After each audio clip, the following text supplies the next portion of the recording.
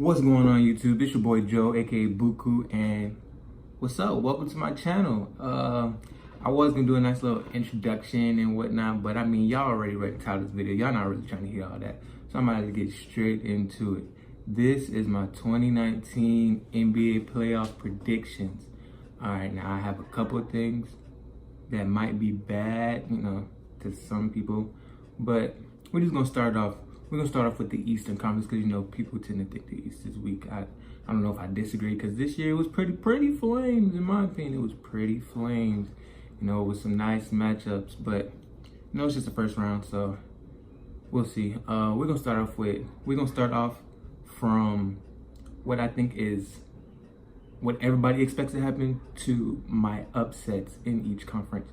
So like I said, we're gonna start off with the East, and with the first series we got Bucks versus Pistons. Come on, man. Bucks and Pistons don't stand a chance.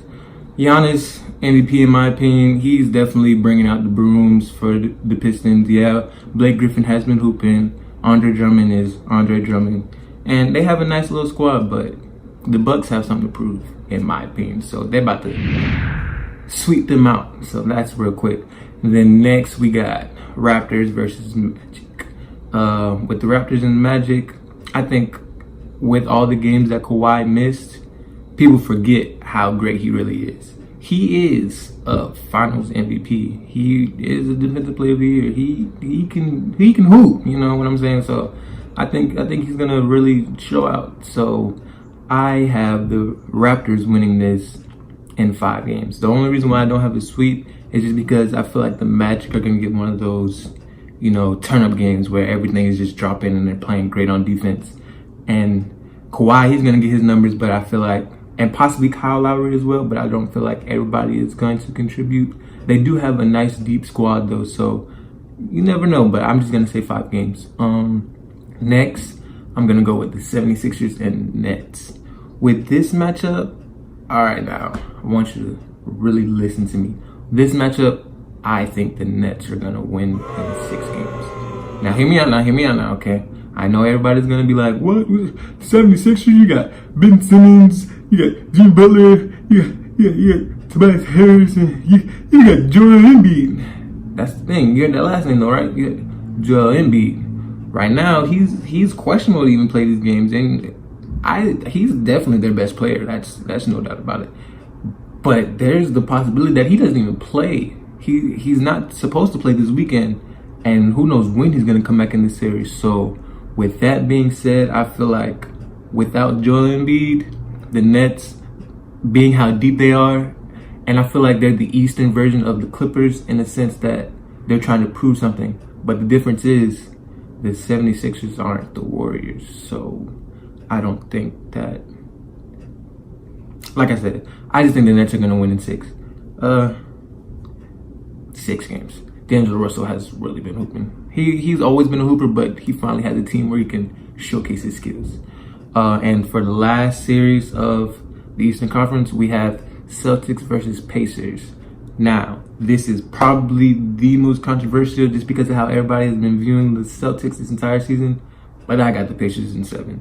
Yes, I know that Game 7 is in Boston. Yes, I know that they have Kyrie Irving.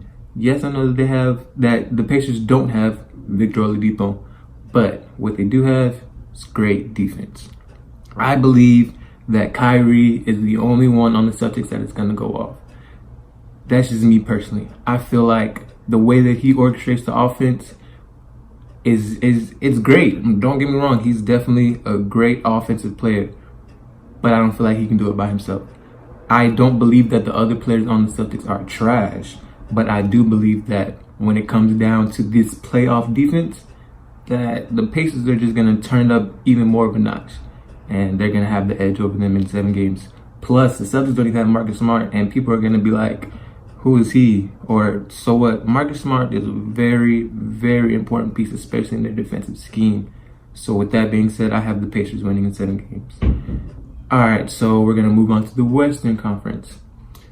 You already heard my spiel about the East, so we're about to jump right into it. Okay, so first game, we got Golden State versus the Clippers. I'm only saying 5 games just because I feel like the Clippers are gonna turn up that one game. Kind of the same with the Magic. They're gonna have that one turn game where everything is just falling into place. It's gonna be a great setup for them. So yeah, I got Golden State in 5. With next, we got Rockets versus the Jazz.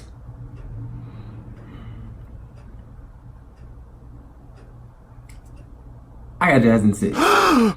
My reason being, yes, I know Harden's been hooping, but I feel like what has been happening in past years is that he does hoop, but he also gasses out. We all see it in all the playoff runs. And I feel like when he went on that 30-point stretch, I feel like he's just gassing himself out quicker. I'm not saying that they can't make it out, but this is just my predictions. Like I said, I feel like the Jazz are a great defensive team. After the All-Star break, they were like the second best team, I know, in the West, and I think the third best team overall in the league. So I feel like that goes completely unnoticed. At first, they weren't really clicking like that on offense, but now they're starting to get their offense rolling. Their defense has always been great. I mean, if they know how to limit James Harden, then they're great. You have to let everybody else on the Rockets beat you, and I don't think they can.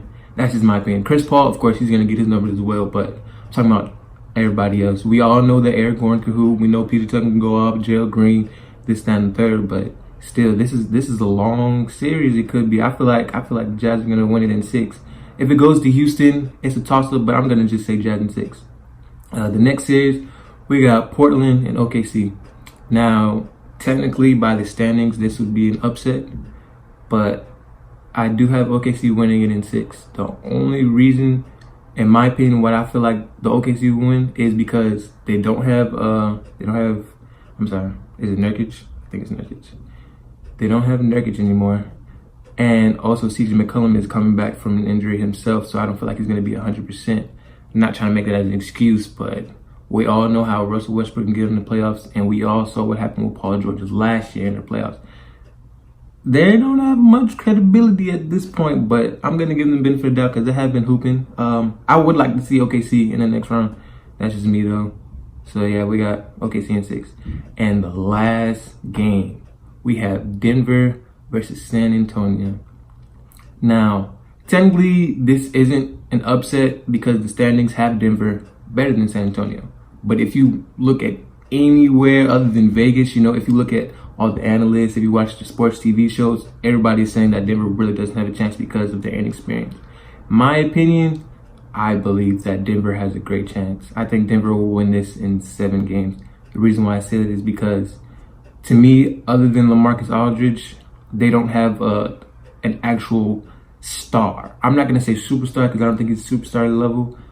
DeMar DeRozan, in my opinion, is like an all-star, very good kind of player. I think I have a star above all-star and then, superstar. So I have DeMar DeRozan just slightly below LaMarcus Aldridge.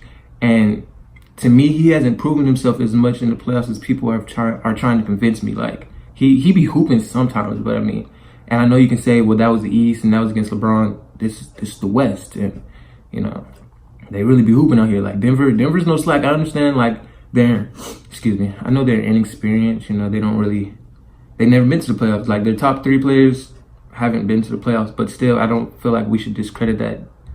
You have to go to the playoffs sometimes. So I don't think that 2 seed that they hold is really just for show. I think they're really coming to hoop. Like, they're trying to show out, like, we're a young team, but we got this. We're here. So there you go, guys. This is my 2019 NBA predictions. This is just the first round. If you really like what you see, please comment below, like the video, share with your friends. Let me know what you think. We can have a second round if that's what y'all really want. Just let me know. All right, guys. I'm out.